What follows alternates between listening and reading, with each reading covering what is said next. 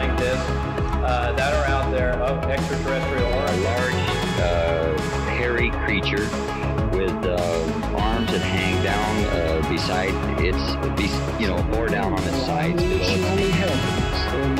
I told him my name, and when I told him the name, he said he was called Cole. It was not anything from this earth that I'm quite sure of. You're listening to the Strangeology Podcast. I'm your host, Jeff Foran, and this is your place to explore the weird, strange, and unexplained. From cryptids and creatures, the paranormal, aliens and UFOs, forbidden knowledge, ancient mysteries, conspiracies, and more.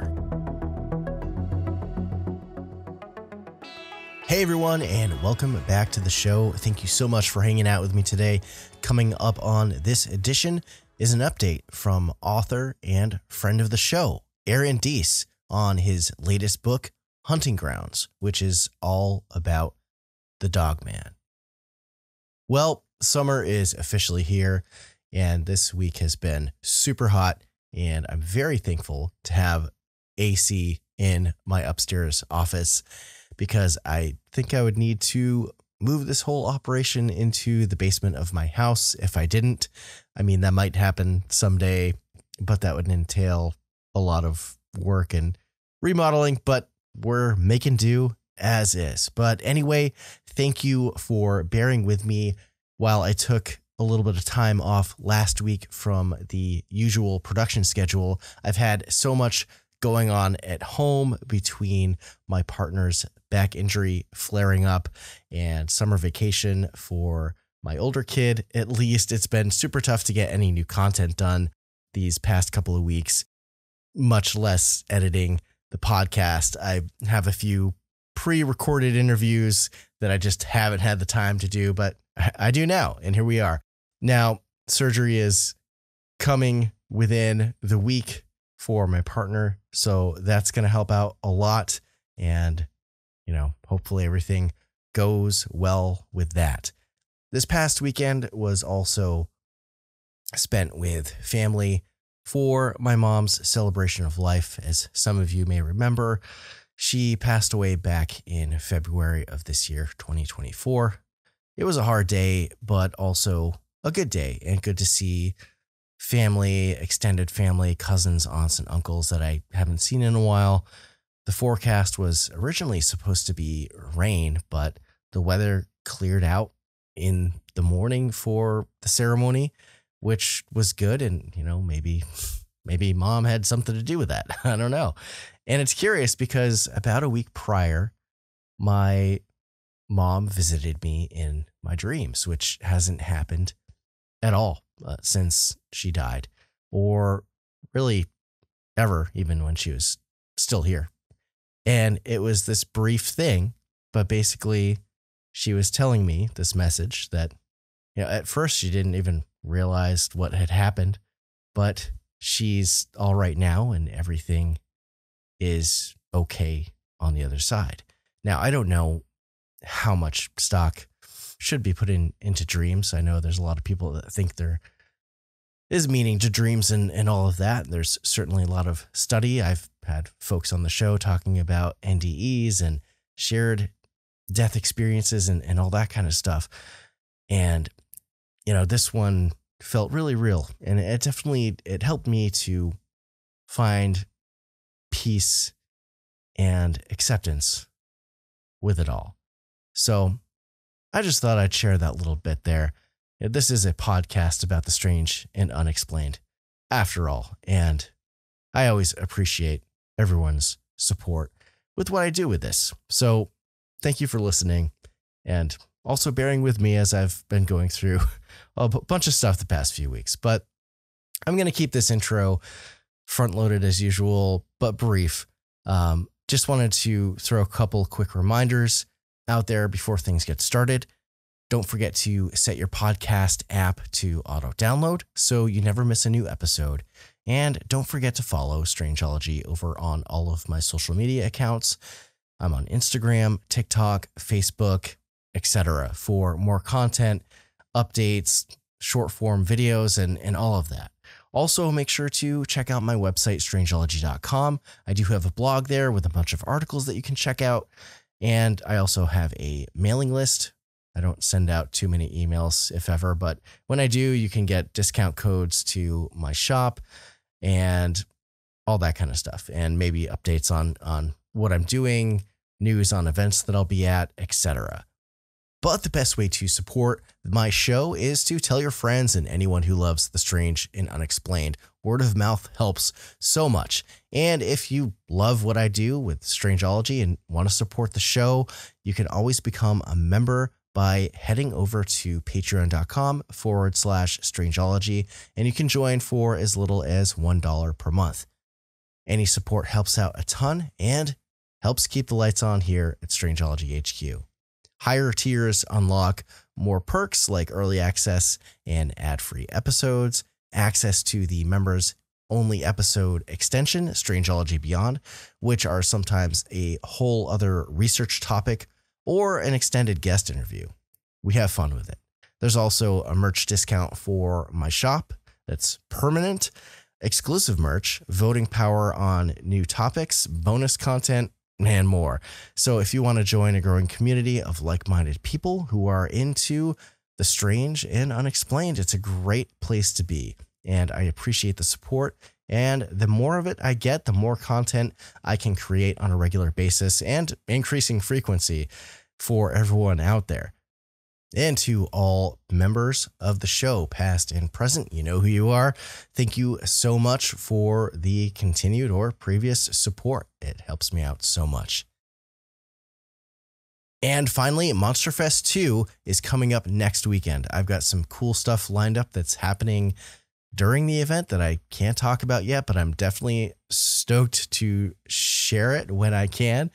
But anyway, it's happening June 29th. The main event is at the Doubletree in Canton, Ohio. There's a VIP ticket holder movie screening on the evening before, on the 28th, for a new Small Town Monsters film. And as well, VIP tickets will get you early access to the vendor hall on Saturday morning, where you'll find me and a lot of other great artists, creators, and podcasters. And there's going to be a number of guest speakers and workshops with people like Jim Harold, Ken Gerhard, Paul Bartholomew, Ryan Sprague, Lyle Blackburn, Mike Ann, Jeremiah Byron, and a whole bunch more. So it's going to be an awesome time. You can go to smalltownmonsters.com to grab your tickets. It's looking like this year is going to be bigger and better than last year. So I hope to see a bunch of you there. Come find me in the vendor hall, or maybe I'll be wandering around at some point. Either way, come say hi.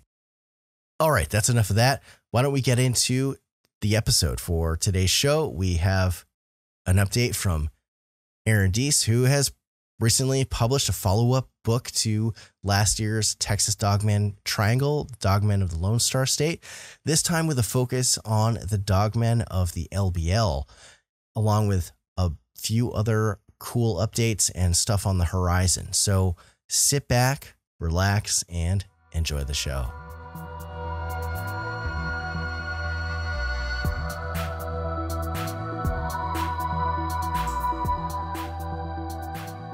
All right, folks, welcome back to the show. Joining me today is the one and only Aaron Deese from Hey Strangeness and now Small Town Monsters. Now, Aaron's been on the show a few times before, and you already really love it when he comes on, which is awesome. So stoked to have him back.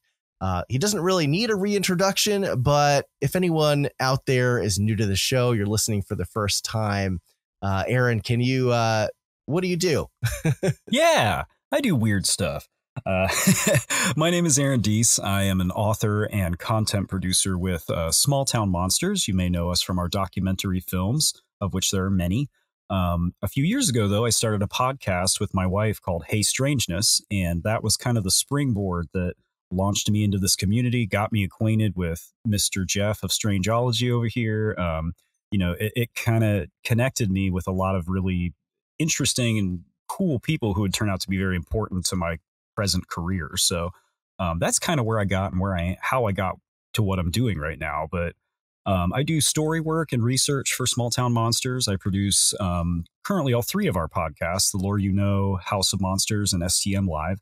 And then I've also been featured in a couple of our films, Dogman Triangle, Werewolves in the Lone Star State, the upcoming Dogman Territory, Werewolves in the Land Between the Lakes, which is coming out in really just a couple weeks once this airs.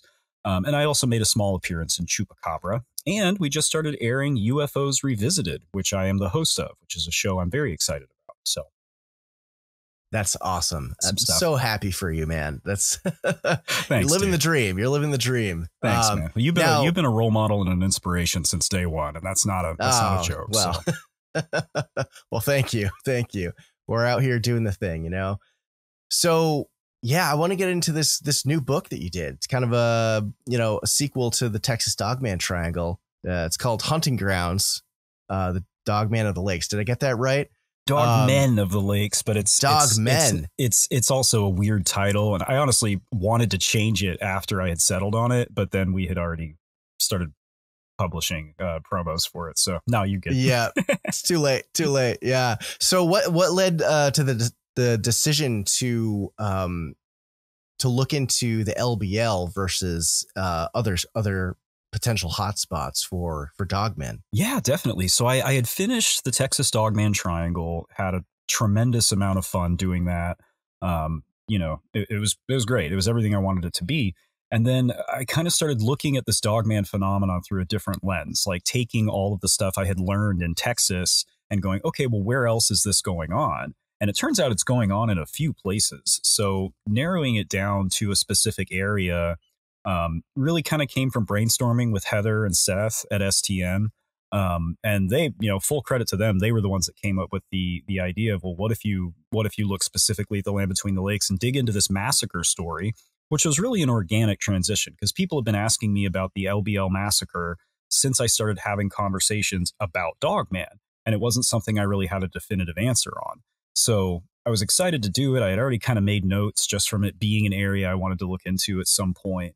And then it sort of became part of this whole, combined exploration of the Land Between the Lakes that Small Town Monsters is doing, which is ongoing right now, because it ties into the movie Dogman Territory. And then, it also is alongside Eli's Sasquatch on Earth series, Beasts of the Land Between the Lakes, which is airing right now, and Alex Petakov's episode of Strange Places, Lost in the Land Between the Lakes. So it started just as looking into the massacre story and then also contrasting that to the Dogman phenomena as a whole, kind of looking into that historically and going, okay, what else is going on here? And really, it wasn't even really planned. It just kind of happened. It became a piece of this wider narrative because the Land Between the Lakes is so strange and there's so much history there. We talked about this, I think, last time you were kind enough to have me on. And it's difficult to approach it with just a documentary, just a YouTube series, just a podcast, just a book. It's almost not possible if you want to get a comprehensive picture. So,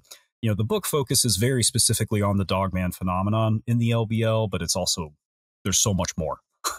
There's so much more out there. Yeah. It's, the LBL has so much going on. So this massacre that happened, I'm sure some are aware, but can you give like a brief overview of that part of the story? Yeah. So there is, in air quotes, a fun internet legend that's been circulating for the last few years. And I say fun because it's resulted in some very entertaining content. It's resulted in a lot of clicks and a lot of traffic for a lot of creators. And that's not like a snarky comment. It's a story and we cover stories. That's great. Let's talk about it. But it has very much transcended from just being a cryptozoology case to kind of having a life of its own in the internet age. And the story is that sometime in the early 1980s, a family of 4 were killed by one or possibly 2 of these dogman werewolf-like creatures in the Land Between the Lakes, which is a national recreation area that sits on the border of Tennessee and Kentucky. And it was very largely written off by a lot of the community, including myself, for a long time as just being an internet story. This is a creepypasta. We have tons of those. You can put it in the same category as the Russian sleep experiment or the man from Tarid. Fun stories, probably not true. Maybe some basis in reality, but we're pretty sure this is fake. Yeah. Well, the earliest origin point of this story that we can trace in the media is the 2007 documentary Hunt the Dogman, High Strangeness in Kentucky from Mr. Barton Nunnally, who I'm sure many of your listeners are familiar with. Great guy, great researcher. Turns out, though, this story has been present in the Land Between the Lakes area. The town of Grand Rivers comes up quite a bit, which is adjacent to the park, since as early as 1982. We did not have social media in 1982. The internet barely existed at all, and it was used by academic and government organizations for stuff you and I probably wouldn't understand. So, at least not me. Can't speak for you. Definitely not me. So, once we've traced an origin point that predates the internet age, we can preclude the notion that this is an internet creepypasta. It may have become that in the intervening years, but that's not where we got its start. So then it becomes a question of what else is the history in this area? What else is going on that surrounds this alleged event that allows us to look into it more deeply? Within the last few years, a gentleman who calls himself Roger has come forward and claimed to be a survivor of the event. He did a few interviews with the Cryptid Studies Institute, which are not currently available publicly. And I actually had the opportunity to speak with him. Shannon and LeGros and I spoke with him during the filming of Dogman Triangle. Shannon, of course, is in this film, and she's great. If you don't watch it for anything else, watch it to see Shannon because she's cool. And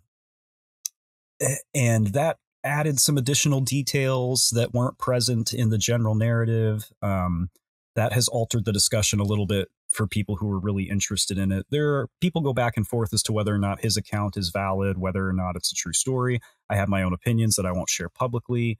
But it very quickly became evident that, again, this is not just a story of the internet age. I'm personally of the opinion that something happened. I don't think someone just made up this whole thing, because too many law enforcement officers that are in the area are willing to say that, yeah, I've heard of this. I heard this story at the time that it happened, or I know someone who actually responded to the initial scene. But as to how many of those details you see online are accurate, I don't know. Can't say. Yeah. I mean, I'm familiar with that story for sure. And it is big if true, like who knows exactly. But I mean, the LBL has such a storied history anyway. And besides Dogman, there's other things going on there. You've got UFO sightings, Bigfoot, paranormal, all that kind of stuff. And I had Jesse and Joe from Hellbound Holler on my podcast last year, and they were talking about how just like it's like the history of that stuff is like soaked into the ground. Like there was some bad stuff. People were displaced when it was turned into this reserve by the government. And I mean, I think there's still a few people that live there from what I understand, but mostly not. I mean, you've got all these abandoned cemeteries and all. It just seems like such a wild place.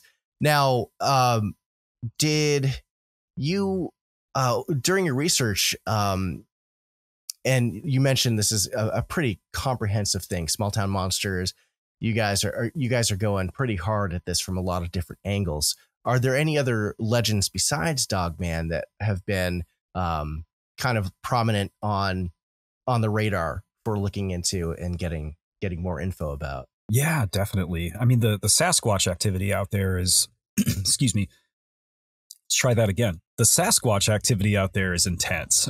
Pretty much every person we spoke to about Dogman had an anecdote or an experience that was most likely the result of some kind of Sasquatch activity. So you tons of Bigfoot reports, tons of researchers out there looking into that on a very regular basis. Excuse me. There are quite a few UFO sightings in the area throughout Tennessee and Kentucky anyway, but there are a lot of really high profile ones that take place very close to the Land Between the Lakes. And we may have mentioned this last time you had me on, but the Thomas Mantell UFO crash took place very close to the Land Between the Lakes. And based on the radar data and when that UFO was reported, it may have actually been moving in the direction of the park. We can't say that specifically, but it was moving in that general direction. So that, I don't know if that's something, but yeah, very interesting. The Kentucky Hopkinsville Goblins incident, that was just about 30 miles from the LBL. If you zoom out a little bit and smudge over the lines that we as human beings have arbitrarily drawn, that took place in the same area, in the same spot. So it's very weird. And then, of course, there's been a lot of crime. There's a lot of shady human activity that's gone on there. Moonshining was a thing out there for a long time, may still be, according to some people. So even if you step away from the paranormal aspect and how weird it is, all these strange stories that come out of there, there's a very distinct and in some case violent history to this place that is documented, is known about. It's not even speculation. So. Yeah. No, it's definitely one of those, seems like one of those window areas of high strangeness, like your Bridgewater triangles and Bermuda triangles of the world. Mm-hmm. Yeah. And is that part of Kentucky kind of still considered part of Appalachia, or is it too far west? I'm trying to envision a mind map here. I think it might be a little too far west, but I don't know. You always see on social media, people are talking about like all the creepy stuff in Appalachia. And I mean, it's adjacent enough, I suppose. Yeah, it's definitely like in the vicinity. And if we're speculating about window areas, vortex areas, portals, concentrations of energy, we don't know exactly how those things work. So if Appalachia is a concentrated area of high strangeness, how far is that rippling out? We don't know, Yeah, that's a good point to think about for sure. Yeah, because, Appalachia kind of it's thought to stretch between like northern Georgia, a little bit of Alabama, all the way up to like southwest Pennsylvania. But the mountain range that's a part of comes up through New England as well. There's a lot of weird stuff that happens in New England. And then that whole mountain chain used to be, before the continents broke apart from Pangea, used to be part of like the Scottish Highlands and some other stuff in like Scandinavia, where there's like weird legends of stuff happening as well with creatures and monsters and all that. So yeah. Who's to say? We tend to look at these things as human beings in terms of what state is this in? What county is this in? What concentration of high strangeness is this in? But yeah, I love that you mentioned Pangea and going back to the roots of where these mountains literally come from. We don't know how all that's interconnected. So love that idea. Yeah. And human borders are completely arbitrary, right? In terms of the planet itself. But so you guys are doing a brand new documentary follow up to Texas Dogman Triangle based on this book. Have you gotten to go up to the LBL yourself and gotten to experience anything weird? Yeah.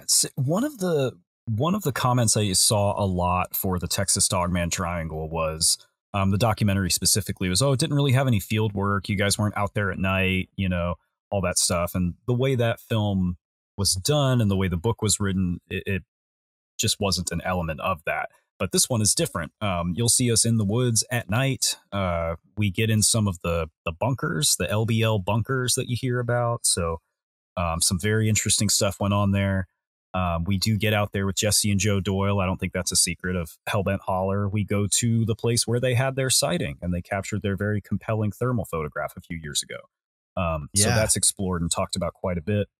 We do get out there with Mr. Martin Groves. If you've ever heard an interview with him, he's had some very compelling and really frightening encounters with these creatures in the park. So we were able to go out with him and see where some of this activity had occurred. And that was incredibly interesting and exciting for me because I tend to do most of my work with a computer. I go to places and I talk to witnesses and take pictures, but most of the time the actual work is organizing and compiling and presenting information. So actually getting to get out there in the woods was a lot of fun. And the way Seth has edited this film, I think it's going to be a lot of fun for people to watch too. Yeah, that's great. And yeah, for sure, a breath of fresh air when you actually get to walk away from the screens and burying your nose in books to actually go to places where things were actually said to have happened. Something I'd love to get more involved in as time moves forward myself. But yeah, well, you know how it is. You hear a story, and until you've seen where that story took place, it doesn't have to be anything paranormal. It can be, an argument your friend got into at the McDonald's. So you see that McDonald's counter, you don't have the full image in your mind.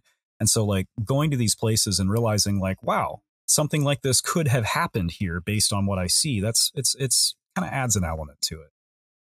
Yeah, for sure. Now, how did you find, I assume you guys found some locals, obviously you had Martin Groves out there. And he did an episode with Jeremiah over at Bigfoot Society last year, live from Monster Fest, which we'll talk about Monster Fest in a bit. But, how did you find local witnesses? What were their opinions on sightings? Do people who live in that area believe there's something going on? So the sentiment seems to be yes. Based on the people that we talk to, there is an idea, at least, that there's something strange going on in those woods, whether it's an animal, whether it's something supernatural, whether it's people hallucinating. That's where opinions really start to vary. When you're talking about small communities like this, it's not always easy to get a lead to the inside, because you tell people you're working on a documentary, immediately people think of the mainstream stuff that's very sensationalized and pushes a very specific narrative, which is basically, clickbait, to use that term. No disrespect to anybody who enjoys that content. I enjoy quite a bit of it myself from time to time, but not everybody wants to be involved in producing something like that. Not everybody wants to be on camera in the first place. We were very fortunate in that we had people like Mike Smith, Elijah and Gabby Henderson, Dewey Edwards, Martin, of course, Daryl Denton was along for the ride as well, who are locals to the area who have also been doing this kind of research for varying numbers of years. They've also had some of their own experiences. So, we were able to kind of work around that initial roadblock of not being locals to that area.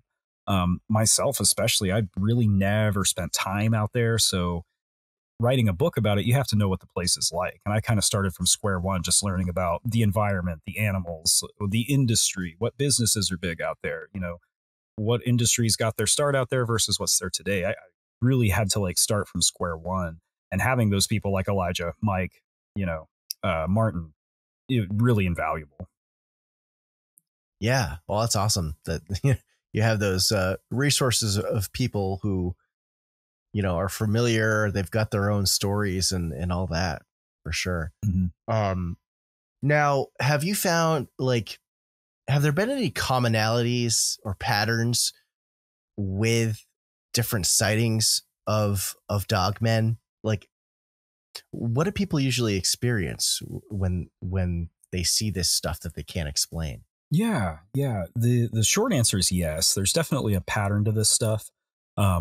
What that pattern doesn't seem to pervade every single sighting, but it's kind of the same with UFOs. We hear a lot of UFO sightings where a person has radiation poisoning or radiation sickness afterwards, but not every single time. A lot of UFO reports mention orbs or spheres, not every single time. It's kind of the same way in the Dogman world. The one thing that seems to be recurring that we note every single time, pretty much, unless we're talking about an auditory encounter, I heard something strange, but that's a whole nother thing. We don't have to go down that avenue.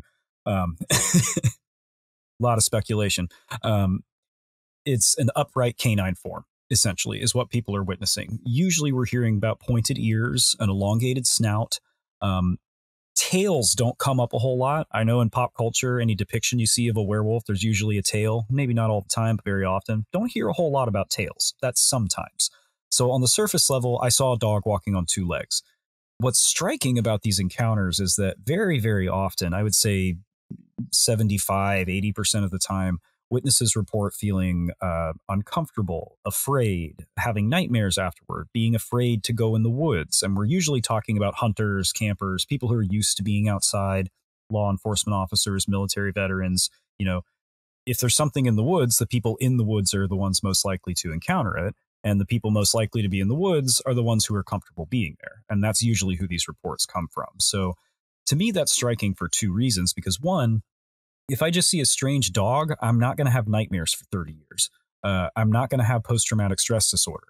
I'm just not. Maybe if that dog chases me or bites me, that's a whole nother dimension. But if I just see a dog walking through the woods, it's not going to have that effect on me. And I think that's probably the same for most people. You saw a dog. What was the other thing I was going to say? I lost it. That's the most important part, though, is the impact. It's the impact that these sightings have on the witnesses, because we can sit here all day and go, well, what did they actually see? What was going on there? Was it paranormal? Was it an animal? That person's experience and the consequences they face after having that experience are not subject to our, critiques. It doesn't really matter what we think, because that's real. That's real to them. And that's what comes up again and again in these Dogman sightings, is the distinct impression that, no, I saw a canine form on two legs. I did not see a bear. I did not see an ape. I did not see Bigfoot. I saw what I can only describe as a werewolf. And then these lasting impressions of like dread, fear, sometimes physical sickness. So, Yeah.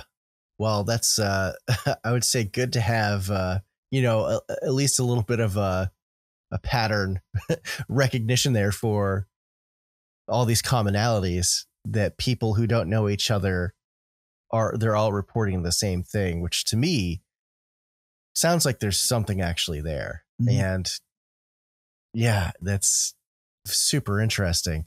Now, do you have any encounter stories, save for the massacre or Martin Groves, any like crazy stories that you heard about when writing the book that really stick out in your mind? Yeah, absolutely. I had a great conversation with a gentleman named Mike Smith, who is also in the documentary and featured in the book. And he has lived in this area pretty much his entire life. He's camped in the land between the lakes for pretty much his entire life. Knows the terrain, knows the wildlife very well.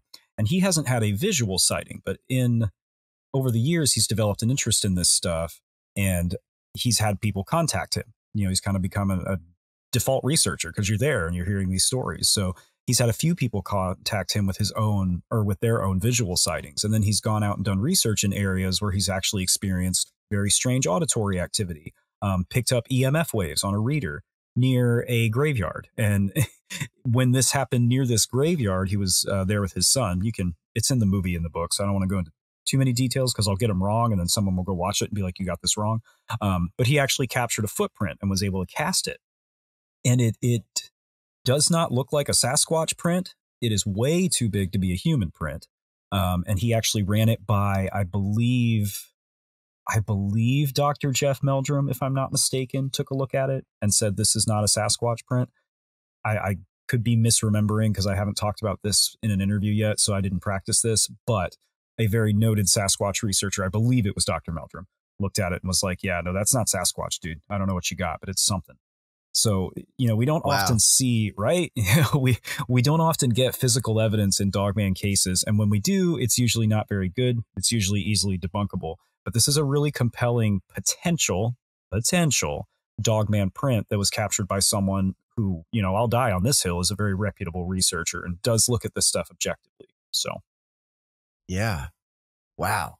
Yeah. I mean, actual potential physical evidence is pretty big. There's so much in the world of Bigfoot, Sasquatch with track castings and, samples of potential hair or what have you. But yeah, no, that'll be cool to see if anything comes of that, or if there's more stuff to come with some physical evidence. Now, I was wondering, has there been anybody else out there who has, potentially been attacked by these things? Because it seems like they're a hell of a lot more aggressive and potentially more dangerous than something like a Bigfoot.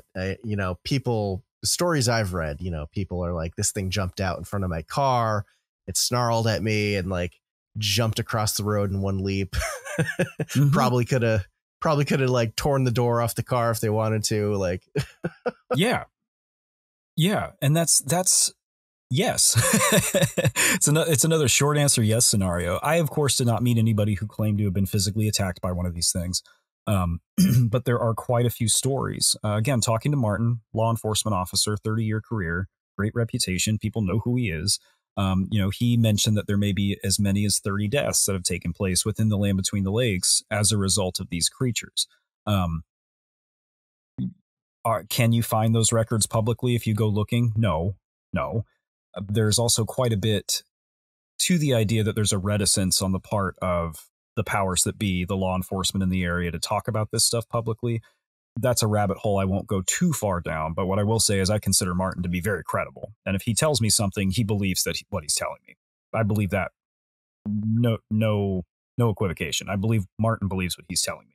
So there's quite a bit of conjecture about it. And then again, a lot of the local researchers like Mr. Smith and Mr. Henderson have received reports of these things physically attacking people, second or third hand, from park rangers, visitors to the park, locals in the area. Jesse and Joe Doyle over at Hellbent Holler have received over 100 potential Dogman reports in the North Carolina, South Carolina area, including one where it was alleged to have chased a vehicle at very high speed.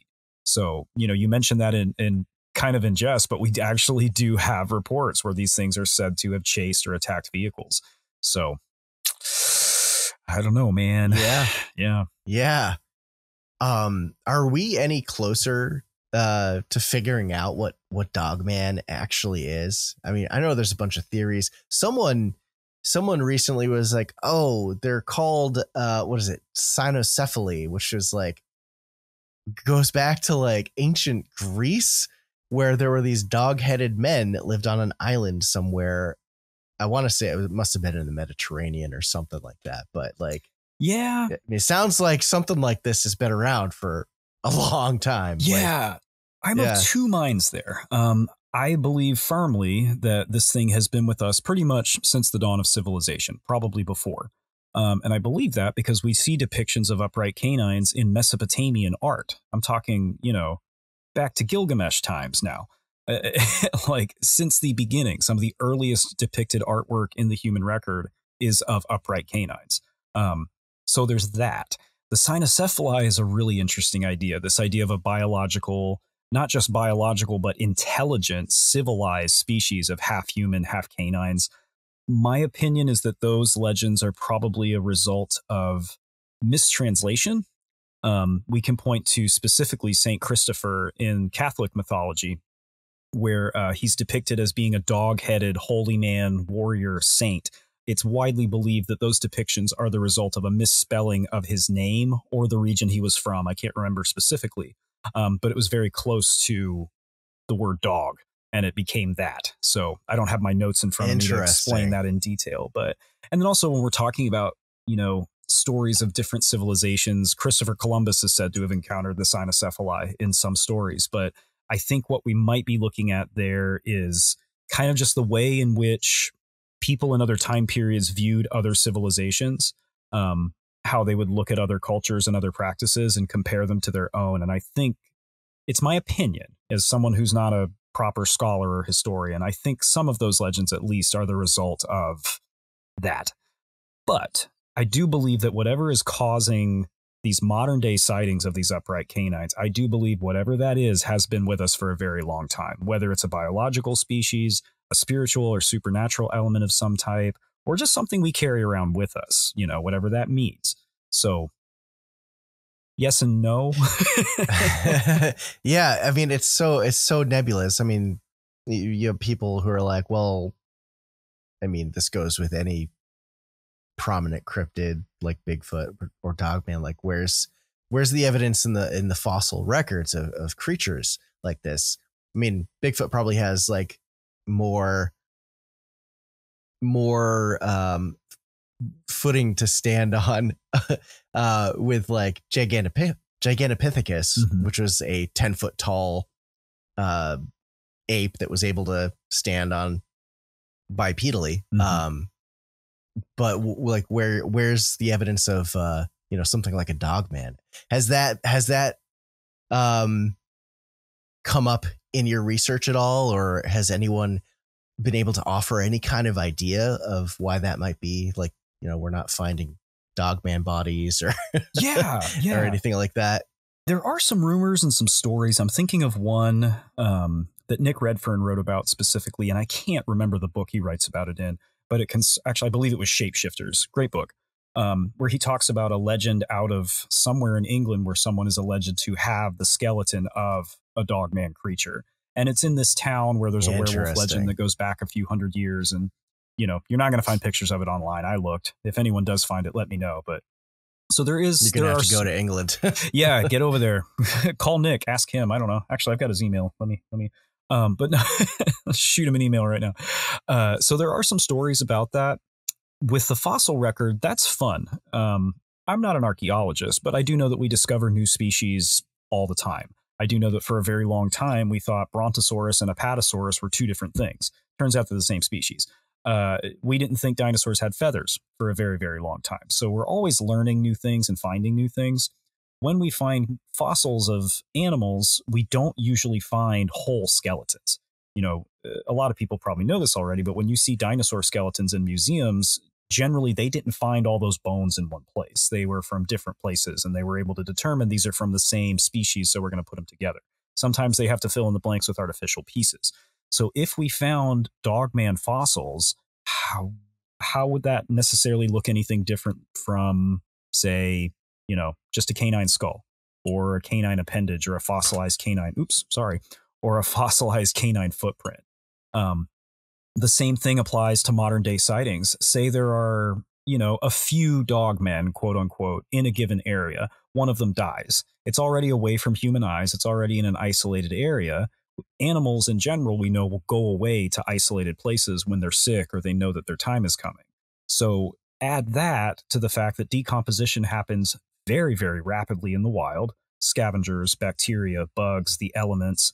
If we found a Dogman skeleton, unless we found it within a few hours of it dying, who's to say it would look anything differently from a wolf, a coyote, something that was hit by a car? I don't know that we would know that. The same goes for DNA. If Dogman is an amalgamation of known canine species, a mutant or a one-off crossbred situation, which I think there's some room to make that argument, why would the DNA look anything differently than a mix of wolf, dog, coyote, which is what a lot of wild canine DNA looks like. Same with the Texas chupacabra. We finally figured out that that is something that's a little bit strange. We're not exactly sure how this happened, but we know that it has wolf, coyote, domestic dog DNA. So, and all of those species have displayed the ability to walk on two legs for limited periods. So then the question is like, can they crossbreed in such a way that one of their offspring adapts to that as a primary method of locomotion? That's what I don't know. But as far as remains, footprints, DNA, I tend to think it would probably all look like just regular canine stuff. Yeah. No, that's all really good and valid points for sure. And then, I was thinking, it's also with fossilization, a very certain set of conditions need to happen for fossils to form. And, how many dinosaur fossils do we have? It's really not all that many. Or any other ancient extinct species, or even species that are still around. And scavenging, decomposition happens very rapidly. So there are people that do come across carcasses of larger animals in the woods sometimes, but it's not all that often, I would think. Yeah, it's kind of the same argument people make with Sasquatch. Like, why haven't we found a dead Sasquatch? Well, how often have you found a dead bear? How often do hunters and woodsmen find dead bears? Not very often. So scale the numbers down of available specimens by however many thousand. We don't have hard data yet. I don't think it's very likely we would find one. I think it would be a very random chance, like catching a shooting star, Yeah, exactly. And, I'm of the opinion that it's a big possibility with Bigfoot, since they are, if they do exist, they are a hominid species and they're intelligent. They might bury their dead. And if dogmen are intelligent, I mean, dogs bury their bones. Exactly. Right. They could do a similar thing. Exactly. And we'd never be none the wiser. So, yeah. Now, As far as the different Dogman hotspots around, I mean, do you think, what do you think the reason is they're in the LBL? Is it just because of the remoteness of the area? Or are there any ideas surrounding why there's certain hotspots, aside from, vortex areas and stuff like that? Yeah, I was going to say, then we get into the nature of what they are. Because if we're talking about supernatural, spiritual, something from another dimension, whatever, which is where a lot of the speculation is going nowadays. That's being talked about quite a bit. Is it because of the history? Is it because of the elements in the ground? There's a lot of folklore and mythology surrounding rivers and lakes. A lot of these sightings take place next to bodies of water. Land Between the Lakes is the largest inland peninsula in the United States. You can't get more than a few miles away from water in any direction. So does that have something to do with it? A lot of these areas where we're seeing concentrations, and I can mention Ohio as another example, have a history of iron mining. And limestone mining and steel refineries and things like that. Iron has folklore and mythology going back to, again, the ancient world. Our ancestors believed that iron interacted with the spiritual realm in different ways based on their belief systems. But there's that. Jesse Doyle has mentioned that when they took all this iron out of the Land Between the Lakes, maybe they removed some kind of protection that was keeping these dark beings at bay. So there's an idea, and that's explored more in the documentary and the book, but fun little teaser to get you excited. So there's that idea, if these are spiritual beings, maybe it's the physical elements in the environment and the way that we interact with them that causes them to show up. On the other side of the coin, if they are animals, if they are true cryptids, we can point to the fact that they generally occur, like I mentioned, in wooded areas, in isolated locations. We do have some roadside sightings that take place close or adjacent to cities, but they're usually near wooded areas, pretty much always near wooded areas. I have yet to encounter a Dogman story that I've done any significant research on. You hear anecdotes and stuff online, but that took place in an urban area. Maybe there are some, maybe your listeners can point me to some, but it seems by and large, these are taking place near wooded or undeveloped areas, if not in those areas already. National parks, ranches, campgrounds, mountainous places. So if it's an animal, it needs concealment, it needs prey, because if it's a canine, it has carnivorous tendencies, and it needs water. We find all three of those things present in pretty much all of these encounters. Yeah. That all very much makes sense. Wooded, potentially mountainous, you got to have your lakes, your rivers, and all that, and a source of food. I was thinking the other day, it's like, have there ever been any Dogman sightings out in like the Southwest, like Arizona, New Mexico, Utah? I mean, there's obviously like legends of like skinwalkers and stuff like that, but Dogman specifically, like, I don't know if that environment would really gel with them, unless you've come into any different information. But yeah, random thought of the day I had. No, you're right. and I can't speak to that area, I haven't written a book on Arizona, New Mexico, but a lot of the conjecture you hear that comes out of that area concerns, well, this is probably a skinwalker. It's adjacent to these native lands. And that is actually explored very thoroughly in The Skinwalkers, American Werewolves 2 from Small Town Monsters, which I am not in and had nothing to do with. But some of the themes in that film cross over with some of the themes in Hunting Grounds, and that was pure coincidence. So, I am not a person of native descent. I probably got some in there somewhere. I'm never going to say, well, Skinwalker and Dogman are the same thing. I don't know. I don't know, and I'm not here to try to make that point. I don't have the knowledge or the cultural background to even begin. But if we're talking about an upright canine archetype, people do often mention them in the same sentence. So, but yeah, what I don't hear a lot of is people going Dogman as a separate thing from the Skinwalker presence in those areas. So, yeah. Interesting. Yeah. That's a good point. Now, the one thing I'm wondering about your opinion on is, and I can't remember if we talked about this last time, but government cover-ups. Do you think it's possible that the government might know of the existence of these things and other cryptids? There's this whole conspiracy theory that national parks were made because there's cryptids and creatures in there that the government doesn't want the public to know about or get hurt by or something like that. Yeah. But what's your opinion on that?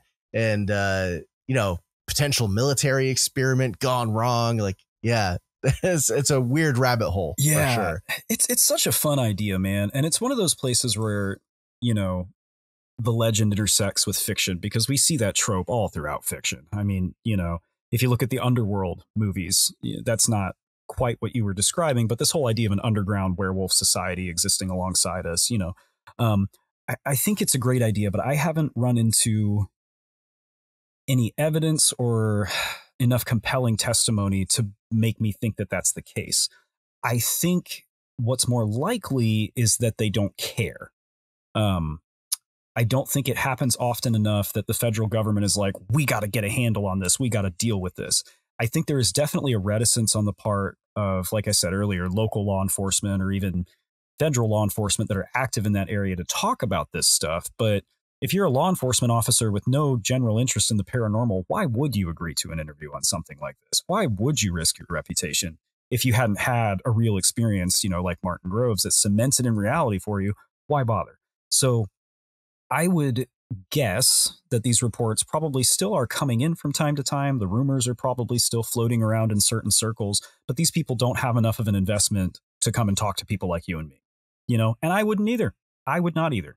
When I worked in apartment management, I didn't want to talk to anybody about anything I did not have to talk to them about, because I was trying to get through the day.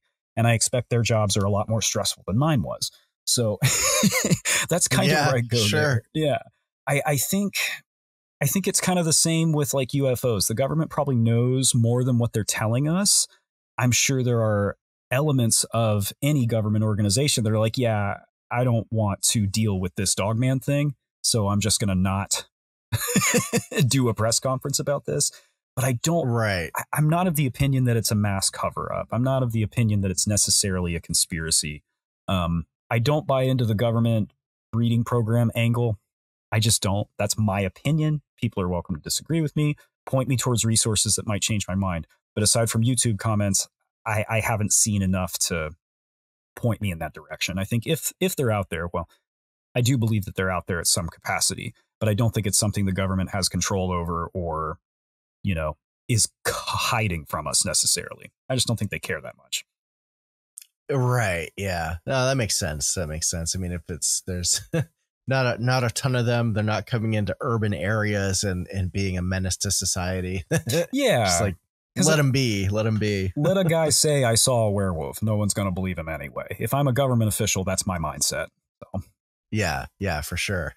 Mm-hmm. Now I wanted to jump back to UFOs for a second. Do you think, sometimes there's UFO sightings in conjunction with Bigfoot sightings? Did you run across anything? I know you mentioned that pretty major UFO event that happened earlier in the episode here, but were there any stories you came across where people saw a Dogman, but then they also saw like a UFO either in that moment or shortly after? There sort of, kind of. There is an encounter in the book that is very much more on the bizarre kind of spectral realm. It's difficult to make a case for that one as being a biological animal. That's another one that actually comes from Martin Groves. He's had continuing experiences there. And I don't want to go too into details. It'll spoil a lot of really interesting stuff from the book and the movie. But during an encounter he had very recently, UFO sightings in Kentucky and Tennessee spiked dramatically by a percent of like 80% or something like that. I don't have my numbers in front of me, but in the few days before and few days after this very dramatic sighting, there were a lot more UFO sightings, according to NUFORC, NUFORC, their database. So maybe, and you hear so much conjecture about ghost lights and things hovering over the trees. Jesse and Joe Doyle have experienced some of that on their research trips. So it's kind of one of those things where it's hard to say that, yeah, there's a direct connection. I didn't see Bigfoot get into a UFO, for example, but the proximity, the adjacency is definitely there. People are having these independent experiences. Do they overlap? I don't know. Yeah. I mean, I suppose that kind of strengthens the argument a little bit about these things might be more spiritual or interdimensional or something like that. Or maybe it's a combination of all of the above. I mean, yeah, it's such a weird, such a weird thing. It really is. I'm reaching a point, and maybe I shouldn't say this out loud because I can't fully explain it yet, but I'm reaching a point where I think the Dogman question transcends, is it an animal or is it a spirit of some kind? I don't think it's that simple. Paranormal phenomena and folklore crosses over with the real world all the time. Pretty much any paranormal monster you can think of is derived from some kind of real world beast. Goatman, Donkey Lady, Sasquatch is an ape man, the Frogman. Like, we see this amalgamation of real world animals and mythological creatures all the time. I just think the question's bigger than that. But yeah, I don't know. Yeah. It's yeah, it's kind of like what, the Eighth Tower, John Keel. Yes. Like what? Yes. It's very Keelian, I think, the direction I'm going with this stuff. I don't know if the super spectrum is pulling the strings and screwing with me. I definitely feel like somebody is some days, but that's just having a toddler. But yeah. I feel you there for sure. Yeah. Yeah. So yeah, Dogmen are out there, it seems like. So what's next for your research? Are you going to continue looking into other Dogmen hotspots, or do you think you're going to start to branch off into other cryptid stories? What's on the agenda here? Yeah, I'd kind of like to do both. I'm definitely planning to take a break from writing books for a little bit, because I'm 2 books in 3 years now, and that was fun. It was great. I loved it. It's what I've always wanted to do since I was a kid. I wanted to be an author, but I do want to take a step back and kind of let things stew for a little bit. I'm already getting some contacts from people who have had encounters both in Kentucky and Texas since the work I've already done on that was put out. So I'd like to give it more time. And then I've also heard some rumors about potential sightings in Australia, potential sightings in Europe.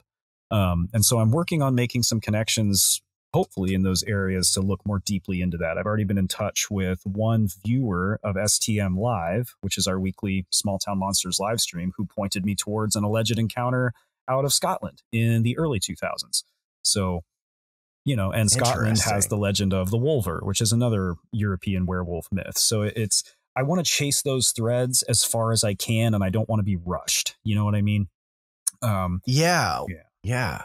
So in the interim, I'm spending a lot of time on UFOs these days. We've already announced On the Trail of UFOs Season 2 over at Small Town Monsters, and I'm involved in the background of that production. So that's been a lot of fun. UFOs Revisited, of course, is airing right now. And I spent a lot of people behind the scenes spent a lot of time on that, but I was doing research for many hours to have the episode outlines ready for our cast for that. So I'm very much in the UFO headspace right now. And then somebody at STM is always doing Bigfoot stuff, and they're better at it than I am. So I'm going to leave Bigfoot alone, in case anyone was wondering, at least for now. Yeah, for sure. Well, man, that's super exciting. I mean, has the book gotten some really good feedback as of yet? I mean, it's still pretty new. Yeah. It's doing well. The feedback from friends, colleagues, members of the Small Town Monsters community has all been very positive. People have been incredibly kind, and I'm grateful for all of that. Their Amazon reviews are pretty good. I don't like reviews in general. I usually don't bother to read them because people just, like to complain. But the only negative review I've gotten on Amazon so far was, I lived in this area and I had never heard of this, but I did hear about Sasquatch and UFOs. And I was like, to me, that's not a bad thing. To me, that's not a negative review. You learned something. You just told anyone who's curious that this book has information you didn't know about before. So to me, that's a win. So yeah, in general, the feedback's been very kind and positive, and I'm really grateful for that. There you go. Any press is good press. I've heard. Yeah, tell your friend you didn't like it. That's fine. They heard of it. Yeah, exactly. Gets it out there. Yeah, to the world. And also, what books have you written lately? But that's a separate thing. Yes, of course. Well, this has been an awesome update, Aaron. Thank you again for taking some time to come and chat about, your work into the wide world of Dogman and getting to the bottom of some stuff in the LBL in Texas. Before you go, can you tell my listeners the best place to, find all of your stuff online? Yeah. I am very active on the Small Town Monsters social media channels because I run them. That's part of my job. So you can always find me over there. You can tune into our weekly live stream if you actually want to hang out and ask questions. That's Wednesday nights at 9 p.m. on YouTube and Facebook. You can also email me, aaron@smalltownmonsters.com. And then my Instagram account is @hey_strangeness. I'm one of the many people following Jeff if you need to isolate it. But that's my personal account where I just kind of hang out, and then, work is work. That's over here. But yeah, I'm fairly accessible. Right on. And you mentioned the book is on Amazon, and definitely pick up a copy. Yes, if you get it all. Sorry. Yeah. If you get it from smalltownmonsters.com/shop, it is cheaper because you don't have to pay Amazon their go-between fees. So there you go. Always want to save some cash, especially in these times. All right, man. Well, thank you again. And we'll chat soon. Yes, sir. Oh, and before we go, Monster Fest, end of the month. If you're going, you'll see us there. I was going to say, I'll see you in a few days. Aaron's going to be there. Yeah. It's in a few weeks from this recording. So definitely check it out. I'll have information, links in the show notes for all that. So anyway, yeah. Yeah. All right. Take care, dude. Thank you, Jeff.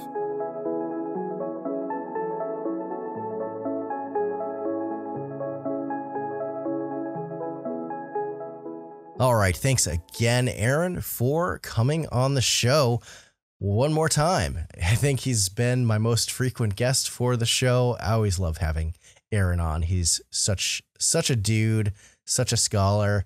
But yeah, definitely, if you're coming to Monster Fest, definitely come say hi. We'll be around, and I'll have all of Aaron's links in the show notes for all of his books, Small Town Monster stuff, Hey Strangeness Podcast. It'll all be there. So definitely check that out. As always, I want to give a huge thank you out there to everyone who checks out the Strangeology Podcast. Those of you who download it, share it with friends and family. It helps me out so much when you do that. The Strangeology Podcast wouldn't be possible without the support of listeners like you. To any advertisers or companies out there looking to collaborate with the Strangeology Podcast, or if you're someone who would like to be considered for an interview on the show, if you're an author, researcher, experiencer, please send all inquiries to info@strangeology.com. And beyond becoming a member through my Patreon, you can also support Strangeology through my Etsy shop, which is at strangeology.etsy.com. where I have a whole assortment of cryptid, alien, and Fortean gear available on items like t-shirts, tank tops, long sleeves, sweatshirts, hoodies. Hot weather is here, so if you're going to get something, you probably want to go with a tank top. I've got all sorts of cryptid encounter designs. I've got my home state cryptid collection, which has every state in the US, the most popular cryptids. I must have at least 60 plus designs for that, and periodically I add new ones, so definitely you're going to want to check back on my shop frequently because I'm always trying to add new designs as often as I can. I've also got tons of stickers, magnets, prints, my home state cryptid map print, which is a popular item, mugs, enamel pins, there's blankets, hats, and more. And again, make sure to check back often. I recently updated the shop with several new designs and hoping to add more over the summer as well. So again, that is strangeology.etsy.com. Check it out. And one more time, if you haven't yet, make sure to give me a follow over on all my social media accounts. You can find me on Instagram, Facebook, YouTube, Twitter, TikTok. I'm most active posting short form content videos on Instagram, TikTok, and Facebook. So if you're looking for more from me, definitely check that out. And I have longer form videos on YouTube, hoping as schedule permits to expand and add more long form video content. I've had a bunch of people asking if I can start doing a video podcast, so I'm trying to explore that idea as time permits. But yeah, stay tuned on all that. And also don't forget to check Instagram. Every once in a while, I do a giveaway for Strangeology merch, and I haven't done one in a little while. And the show is starting to get pretty close to 500,000 downloads. So I think that would be a great milestone marker for a giveaway. So that's probably going to be happening pretty soon. So stay tuned. All right. I think that's all from me for now. I'm going to take a quick break here. Aaron was able to hang out for a little while longer to chat about some non-Dogman related topics like UFOs and a few other things. It got really interesting, so you won't want to miss it. So patrons, stick with me, and for everyone else, you'll hear from me after Monster Fest 2. So take care of yourselves and each other, and keep it strange.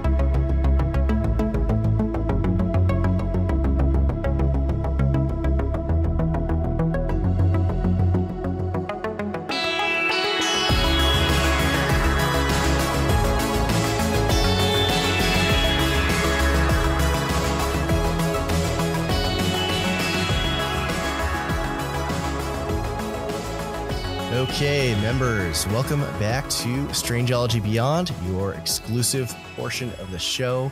Aaron, you are a gentleman and a scholar. Thank you for